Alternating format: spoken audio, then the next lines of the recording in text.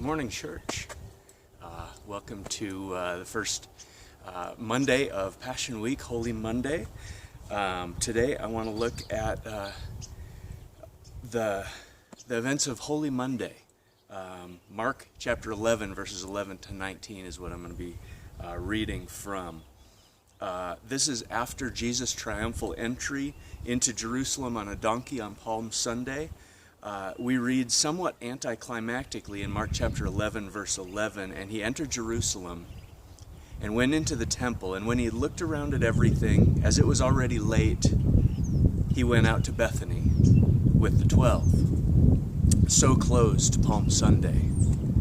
Then Mark goes on in verse 12, and the following day when they came from Bethany, he was hungry, and seeing in the distance a fig tree in leaf, he went to see if he could find anything on it. But when he came to it, he found nothing but leaves. For it was not the season for figs. And he said to it, "May no one ever eat fruit from you again." And his disciples heard it.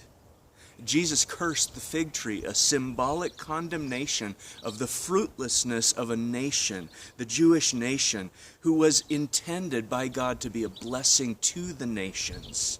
But instead, with their corrupt religious system, they had become an obstacle to keep people from truly knowing God. Mark 11, verse 15, it goes on, they came to Jerusalem, and he entered the temple and began to drive out those who sold and those who bought in the temple. And he overturned the tables of the money changers and the seats of those who sold pigeons, and he would not allow anyone to carry anything through the temple. And he was teaching them and saying to them, "Is it not written, 'My house shall be called a house of prayer for all the nations'? But you have made it a den of robbers." And the chief priests and the scribes heard it, and they were seeking a way to destroy him, for they feared him, because all the crowd was astonished at his teaching. And when evening came, they went out of the city. You see, God came to dwell among his people in his temple.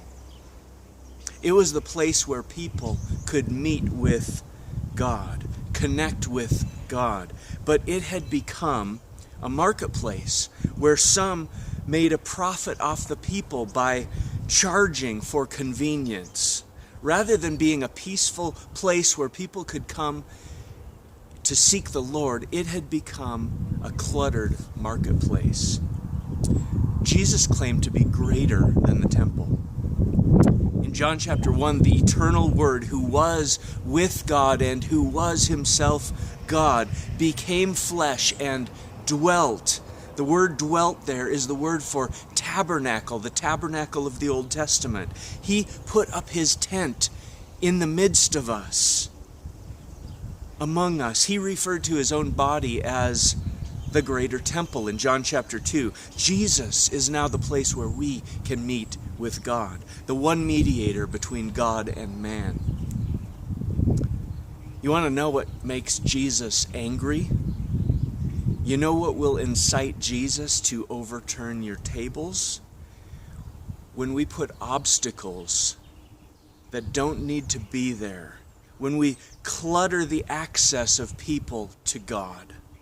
Jesus suffered for our sins that he might bring us to God, 1 Peter says. We have been brought near by the blood of Christ, Ephesians 2 says. We have boldness and access with confidence through our faith in him, says Ephesians 3. Do not create obstacles or clutter the way of direct access to the Father through Jesus Christ. And do not let anyone hinder you from coming to God through Jesus and enjoying sweet fellowship with them, Father, Son, and Spirit. Enjoy this Holy Monday, and God bless you. Thanks for tuning in.